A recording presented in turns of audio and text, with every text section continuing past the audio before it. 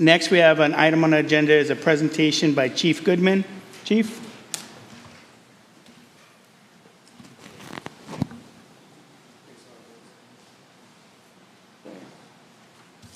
We just skipped one and went back.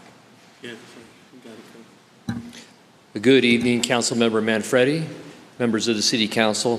Thank you for having me here this evening for the 2023 Maricopa Police Department Annual Report.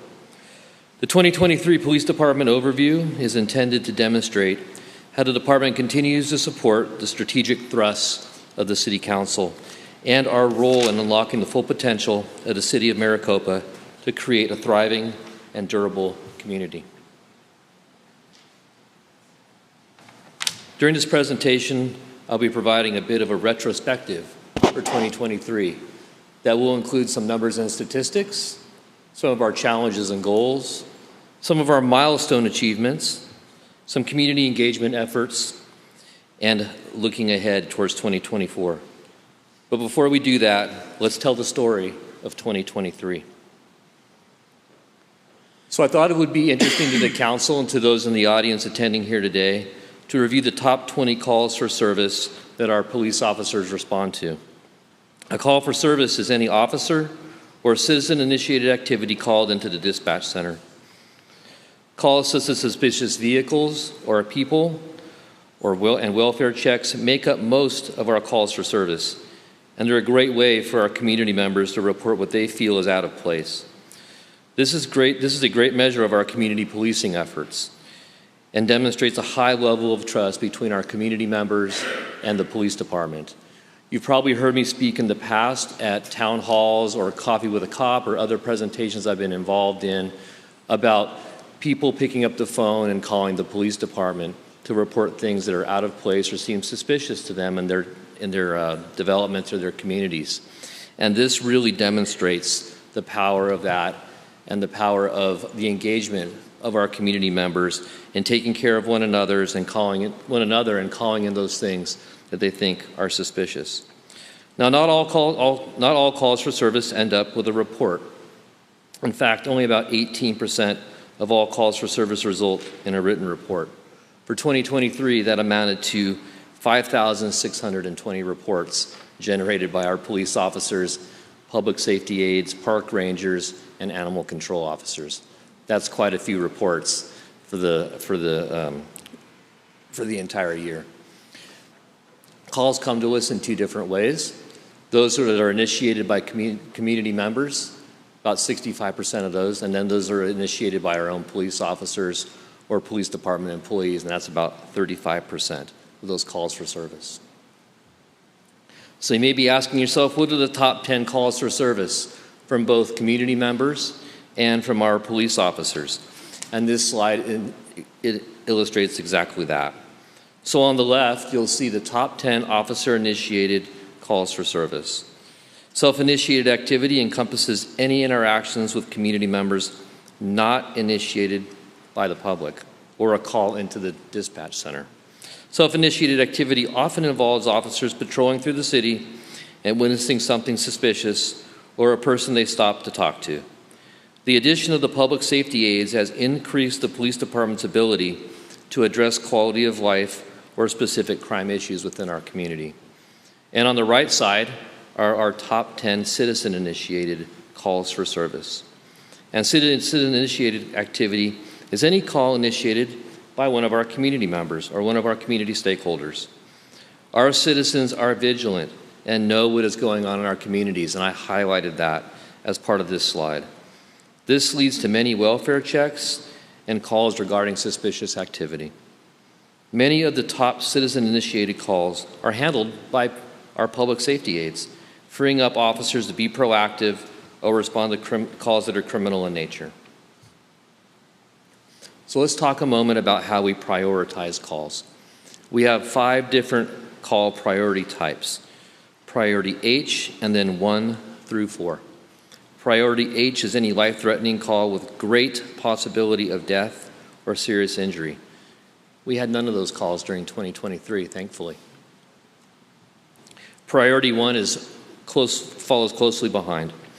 It's any crime in progress which might result in injury, Major loss of property or immediate apprehension of a suspect. Only 11% of all calls for service are priority 1. Priority 2 are minor in progress or just occurred calls with no threat of injury or major loss, 9%. Priority 3 are disputes, disturbances, alarms, property damage, collisions, etc., 74%, as you might expect. And then priority 4 are customer service types of calls, transports, and other things related to those sort of administrative calls that our officers handle. In 2023, our dispatch center received 35,672 calls for service. Of those, around 4,400 were diverted to the fire department. Let's talk a moment about arrests, as they are sometimes natural products of calls for service. Felony arrests are detailed on the left, and all other arrests, such as misdemeanors, are on the right. So in total, the police department made 2,248 arrests for all of 2023. Of those, 474 were felonies, and 1,774 were misdemeanors, or people who were cited in the field. That averages out to around 39 felony arrests per month and 147 misdemeanor arrests per month. Traffic. As Councilmember Manfredi alluded to earlier, traffic is always top of mind for both our city staff, our community members, and of course, our council. We wrote a lot of traffic citations last year. 2,005 of them were for speed. Speed is the number one. Speed followed by inattention play a great part in the majority of the collisions that we investigate. So folks following too closely, going too fast, unable to stop, cause rear-end collisions, and then individuals paying more attention to their cell phones than they do their driving also cause a great number of accidents. And these are things we look for when we're out doing enforcement. The police department was fortunate to secure a grant from the Governor's Office of Highway Safety to assist in our speed and traffic enforcement initiatives, which of course are driven by data, officer observation, and community input. So all those emails that I get from community members about folks speeding in their neighborhood, or individuals that come up for public comment who are concerned about speed or other items in their neighborhood, we take note of those items, and then I collaborate with our traffic unit in order to provide a presence in those neighborhoods so that our community members know that we're being responsive to the time that they spend here in council and the time they spend emailing me and the members of my command staff. I'd like to take a moment to touch on our specialty units, which encompass our traffic unit, our school resource officers, animal control, and our police service and our police safety aides. These numbers tell the story of how our specialty units are engaged with our community. Of a special note I'd like to make is our partnership with MUSD. Starting in 2023, MUSD assumed full responsibility for the management of grants associated with our SROs. This took a great deal of administrative burden off of our police department, and it was taken on by the school district, and they did an amazing job in communicating with the State Department of Education and then coordinating with me and my command staff in a reference to review of IGAs or contracts that need to be completed between the police department and the school district. They did an amazing job with that. MUSD is clearly committed to having our SROs in our school, which provides a high level of safety. And it's also provided many opportunities for relationship building between students and police department personnel in furtherance of our community policing efforts. Our SROs really set a great example in our schools and provide opportunities for our young people to build positive relationships with law enforcement officers outside of an adversarial environment, which is super important. As you can see, the traffic unit was very busy in 2023. They issued 57% of all traffic-related citations and responded to 24% of all traffic collisions reported in 2023. Just to give you an idea of the level of busyness, in 2022, they only issued 35% of all of our citations, And that was during one of their inaugural years as the traffic unit. And so now that they're really getting their footing underneath them, or their motorcycles underneath them, I guess I should say, 57% of all traffic-related items are handled by traffic. Animal control and park rangers. Animal control is on the left, and park rangers are on the right. Animal control not only addresses animal-specific calls, but also collaborates with officers in situations involving animals related to welfare checks, citizen assist, and other calls for service. This collaborative approach ensures a comprehensive response to the diverse needs of our community. And there on the right, you'll see our park rangers. They're responsible for patrolling our city of Maricopa parks, and they do an amazing job. They assist city staff at public events. They answer community questions regarding facilities. They're integral in educating people about our dog parks and some of the other amenities that are offered in our parks. So let's talk a minute about 2023 and finish up the story. In January of 2023, I was honored to be selected as the police chief for the Maricopa Police Department. And one of the first things that I did was execute a 180-day plan, a 6-month plan to get a gauge on where we were as a law enforcement agency. And in so doing, I met with every single department employee, both sworn and professional staff. We set some small goals together. We set expectations and set ourselves up for success. And we started to capitalize on that momentum. We also identified some immediate needs in collaboration with then City Manager Rick Horst, who gave us funding for some technology items, specifically Axon in-car camera systems. Our officers were already equipped with body-worn cameras, and the in-car cameras, they sort of complete the picture. Because before, when I would look at body-worn camera footage while our people were responding to calls, I got some great footage of how our people handle steering wheels, talk on the radio, and make adjustments as they're driving the calls for service. Now I get a much more complete picture. I actually have a rather good view of what they're actually responding to, and it paints a much clearer picture, not only to me and my command staff when we're reviewing things, it also paints a much clearer picture for community members who may be interested in reviewing camera footage. We build on a solid foundation. Let me be clear when I say that our command staff, our existing command staff, did a great job of building a solid foundation, and some of them are seated behind me and deserve credit for all the hard work they did prior to my coming on as the chief. We did some what I like to call cultural remodeling. We emphasized the department culture of fairness, accountability, and inclusiveness. We conducted policy review and furtherance of 21st century policing. One of the goals was to establish and build relationships and engage and let people know what we do. And so we did this through many, many visits and many, many meetings with the community. I did several town halls, and my staff also engaged with the community through Coffee with a Cop, Cops and Cones, Pizza with the Police, just to name a few. The Cops and Cones event was very successful. We had close to 250 people through the Redwood Room in the library in a 90-minute period. That speaks volumes about how engaged this community is with their police department. And Pizza with the Police wasn't too far behind. We nearly ran out of pizza, and had it not been for a group of high schoolers that came out and wiped me out at the end, I would have actually had half a pizza to take back to my officers at the police station. Let's talk about some more of our 2023 accomplishments as our story continues. In 2023, we enjoyed a 10% reduction in overall crime per capita. We collaborated with other city departments. Then City Manager Rick Horst and now City Manager Ben Bitter and the rest of the executive team challenged us to break down silos and to work more efficiently and more effectively with our partner departments throughout the city. And I think that's exactly what we did. We collaborated with the communications team for lunch and learn, town hall meetings.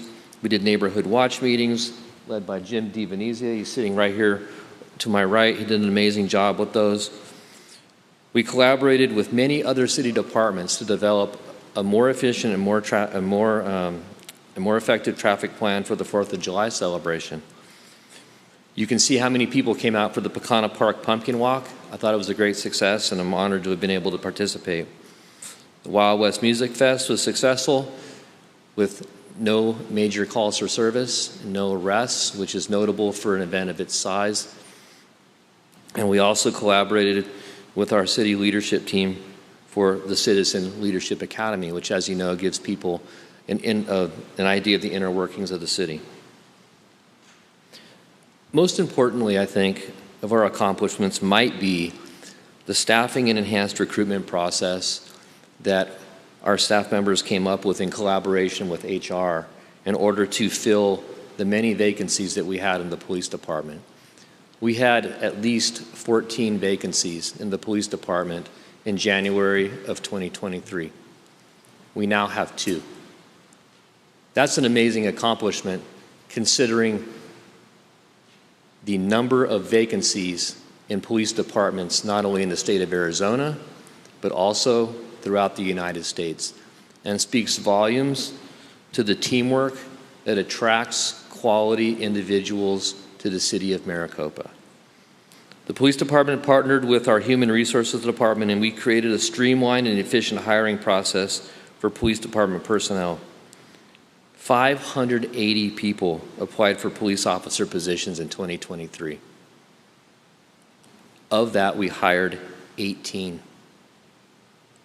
We also hired 2 public safety aides, a civilian investigator, and 3 dispatchers. This has bolstered our capacity to be community guardians and serve the public, directly supporting job creation and business development, as well as enhancing public safety and quality of life in alignment with the strategic thrusts of the City Council. So what's next for 2024? We're going to continue to enhance our service model.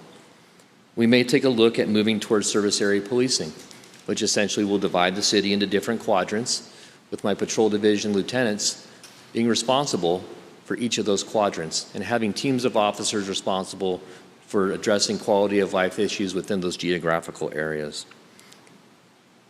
We're going to look to enhance workforce productivity by leveraging our PSA program to further increase efficiencies. We use data regularly to identify areas of public safety crossover to understand underlying issues and be proactive in addressing and preventing these issues. A good example of that is code enforcement. Some of our data suggests that our calls for code enforcement are closely related to our police calls for service. And so I've been working with George Berger, who you may be familiar with, who works under our public safety umbrella, and trying to identify some of those data trends so that we can be more effective and even proactive in addressing those items and keeping our city looking neat and tidy. We are in the midst of implementing online reporting.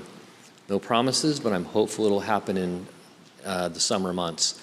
We really want to try to get it right the first time so that we roll out a quality product for our community members, which will include the ability for our community members to call our dispatch center, have a conversation with one of our dispatchers, have that call screened, and if it's eligible for online reporting, be sent an actual text message link by which they can click on and make a police report and get a case number so they can go about their day and interact with their insurance company or their credit card company or whatever may be needed. We're looking forward to transitioning into a new police department building. That didn't happen by accident and didn't happen without the support of this council and the executive leadership team. Thank you very much for your overt support of the police department and allowing us to have a new police building. We're going to continue to attract and retain talent and be that destination workplace. That is all based in culture, and that culture is supported by the men and women who do the job each and every day, and also by our command staff that create a culture within the police station that is supportive of our employees. And enhance training for police department and personnel. I'd like to focus on career development so that our personnel are prepared not only for today, but also the challenges of tomorrow. I'd like to explore creating a community relations unit that has a dedicated mission of outreaching our community members, our neighborhood watch, our HOAs, and our residents in order to see what's super important to them and then address those things head on. And then we may consider creating a unit to be responsive to crime trends. Safety and a feeling of safety. I'd like to quote Mayor Nancy Smith by saying, "Safety is more than just statistics. It's the peace of mind we enjoy, the comfort of knowing our families are protected, and the confidence we have in our community's well-being." And with that, I'm happy to take any questions. Council? Thank you. Councilmember Gettle. Thank you, Councilman Manfredi. Chief Goodman, allow me to be the first just to congratulate you on a stellar 2023. An amazing report, and it just speaks volume of the quality of men and women that you have under your stewardship and leadership. So we appreciate everything that you do and bring to our city and our community. Public safety is a topic of mine that is near and dear to my heart, and there's so much that public safety plays into our economic development, our quality of life. Everything is really dependent upon your men and women and what they do in our community. So thank you. Thank you. 10% reduction in crime. That's phenomenal. Thank you for bringing that to bear. And the fact that we had over 580 applicants for our position speaks volumes of the department that you have built this previous year. So thank you again for all of that. I have a little bit of a question, and maybe you can help me understand a little bit of our relationship with the county. On our arrests statistics, you quote here about 39 felony arrests on average throughout the course of the year.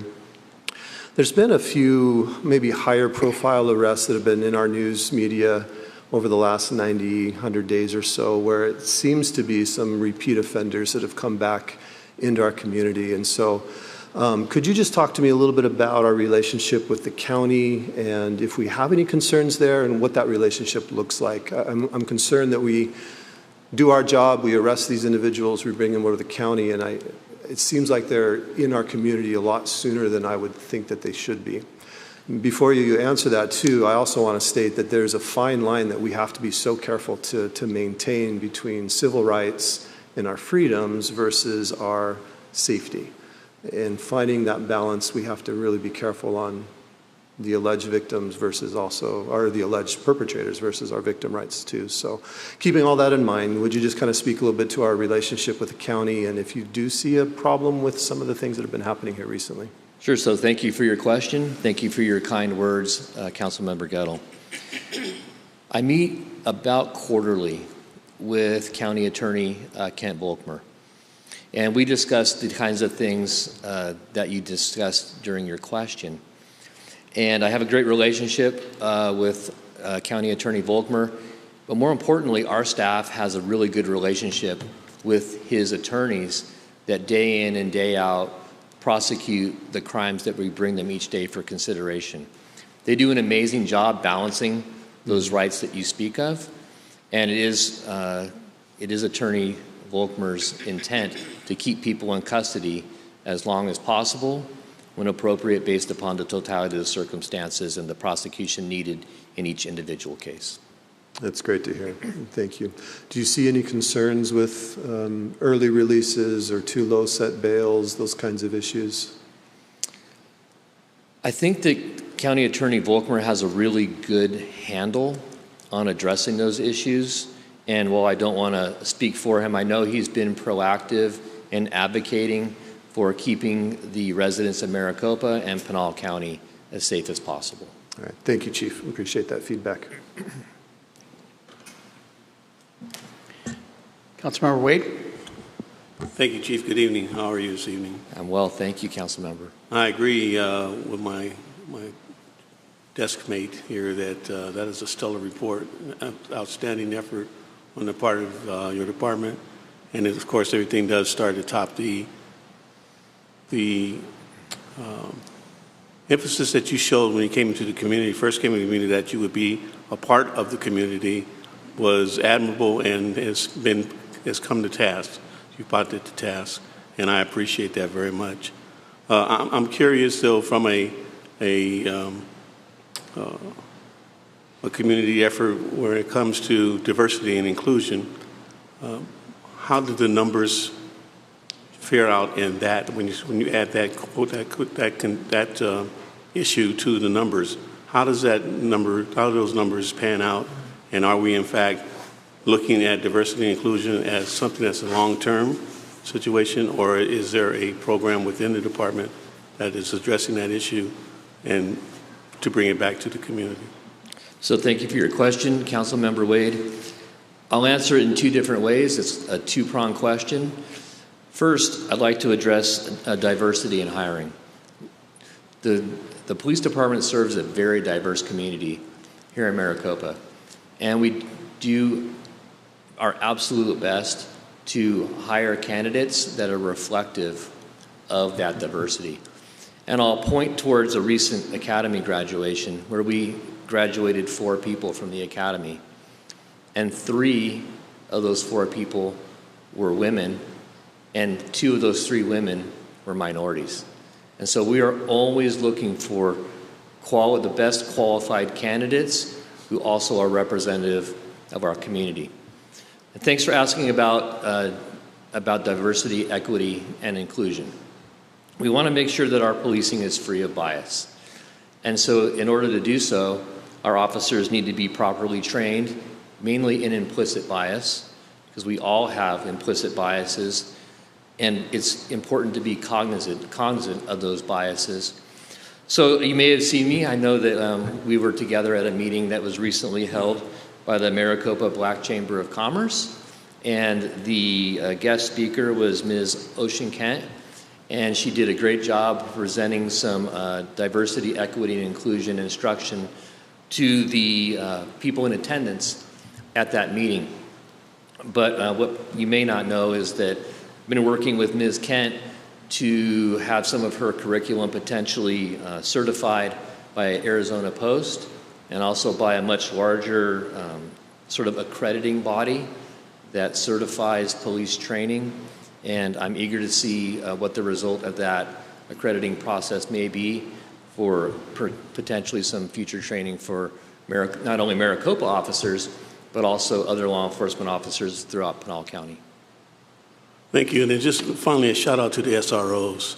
I have a freshman high schooler that has been exposed to the SROs his entire time in education here in Maricopa. And whenever we've had to have any interaction, any contact, or what have you, with the SROs, it's been very positive, very professional, and warm at times. Sometimes it can't be that way because people don't conduct themselves as well, but I found it firsthand, it's personal experience, that the SROs within the MUSD take their job serious, and they take consideration for our children serious as well. So I want to thank you for that. Thank you. Thank you for your kind words. Appreciate it. Councilmember Marsh. Chief, I want to congratulate you and your whole department for a great 2023, and I'm really looking forward to next year's report. Thank you. Thank you, Councilmember. No, you already went. Councilmember Gettle has another question. Go ahead. Pretty please. Not so much a question, just a statement that I failed to make earlier. You have a very ambitious 2024. I'm excited to see that. And I just wanted to publicly state, if it wasn't ardently clear, that I am an undying supporter of your department. And if there's anything that I can do to help you move that agenda for 2024 forward, please make sure that you let me know where we can help support you. Please convey our congratulations and our just full heart gratitude to the men and women on your department for their service. Thanks, Councilmember. Appreciate it. I'm last. That's pretty fun. Thank you so much. You know, you guys do a great job for us. Just to reiterate, the 10% per capita drop in crime. You know, a lot of times you read stories and you read them on the newspapers or the websites or social media, and you see a crime and you're like, oh my God, crime's going up in Maricopa. The reality is what is reported and what we read here in the city of Maricopa probably would never be reported in Phoenix, Tempe, Glendale, Gilbert, and every other city around. You know, our crime that we report, people see it and they're like, oh my God, it's getting so bad. But the reality is it's worse other places, a lot of other places. And some of the stuff you see here is minor and not even reported elsewhere. you know, the fact that we didn't have many calls at all for serious felony crimes, what was this, level what? That's priority H. Priority H, we had 0 calls last year. That's, you know, good for our city, and it's, you know, we have a good city and a good place to live, and I think the quality of life here is good, and that's what, you know, our council is always looking forward to working with our police department to do. Also, a lot of people question, and it's a question for you, with all the new building that happens and all the houses are going up and all the apartments and everything that's happening here in the city of Maricopa and the growth we're seeing, is the police force keeping up with that growth? And I know you've mentioned the hiring and the people applying and all of that, but I just wanted to reiterate it for the people that might be listening, or ask if it's keeping up with the growth that we're seeing. Thank you. So that's a great question. Thank you for that question, Councilmember Manfredi. One of my biggest challenges as the police chief is to right-size our department based upon development. There's no special formula I can look at. There's no matrix. There's no magic ball that I can look to and say, well, if we have this many residents, then I'm going to need this many police officers. Rather, I use data to drive those decisions. And I use data from a bunch of different sources, and I do heavily depend upon George Berger over in our public safety department. He does an amazing job of providing me with data that I can't even think about generating on my own. He is such an integral member of our team, and he's able to help me make those projections. I also work a lot with Rudy's team on the development services side to try to do a little prediction to see what might be coming to town, and then what do we already have in town that's maybe similar, and then try to make some interpolations based upon that. All this I do under the with the background of fiscal responsibility for the city, because I don't want to be so big that we're unnecessarily burdensome on our budget. But at the same time, I want to have a number of officers that it's appropriate so that we can address things effectively and efficiently for our community members.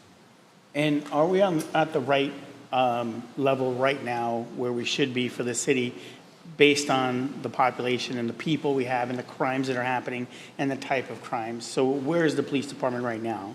So we're doing well on staffing. As I alluded to earlier, we only have 2 open positions. Now we have a handful of people that are in training right now. Right. And so until those people are able to obtain what I call solo beat officer status, they're still paired up with one of our more experienced officers. But this summer, I'm happy to report that we will be looking at a picture that represents pretty much a fully staffed police department with a couple of minor exceptions. And that allows us to try to do things like create community relations units, or potentially expand a traffic unit, or to add to our criminal investigations division, which, by the way, I just did this last week, to increase our capacity to do some of that really valuable detective work that's tied into those prosecutions with our county attorney's office. So hopefully I answered your question. I cannot give you an exact number. No, it's perfect. That is correct. But I think that we are definitely moving in the right direction. Chief, thank you. Any other questions? We're good? Thank you so much for the presentation. Thank you for your time this evening.